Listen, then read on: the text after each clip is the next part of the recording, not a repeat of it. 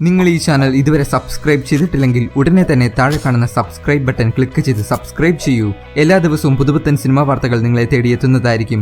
Police ജീപ്പിലേക്ക് Pulsar സുനിയെ വലിച്ചിഴച്ചു കയറ്റുമ്പോൾ Suni വിറയാർന്ന ശബ്ദത്തിൽ പറഞ്ഞു, എന്നെക്കൊണ്ടിത് ചെയ്യിച്ചതാ.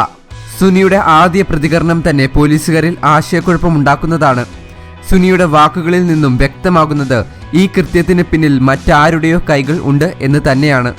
എറണാകുളത്ത് ACJM കോടതിയിൽ ഉച്ചയ്ക്ക് 1:15 കീഴടങ്ങാനെത്തിയ പ്രതികളെയാണ് പോലീസ് ബലം പ്രയോഗിച്ച് അറസ്റ്റ് ചെയ്തത്.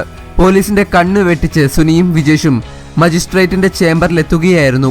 ഉച്ചഭക്ഷണത്തിനു വേണ്ടി കോടതി പിരിഞ്ഞ സമയത്താണ് ഇവർ ചേംബറിലെത്തിയത്. മജിസ്ട്രേറ്റ് വരുന്നതും കാത്ത് കോടതി വരാന്തയിൽ നിന്ന പ്രതികളെ മാധ്യമപ്രവർത്തകരാണ് തിരിച്ചറിഞ്ഞത്. പിന്നീട് പോലീസും എത്തി.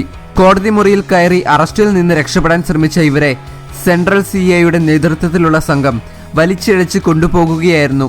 പ്രതികൾ ഏറെ നേരം ചെറുത്തുനിന്നെങ്കിലും ഫലമുണ്ടായില്ല.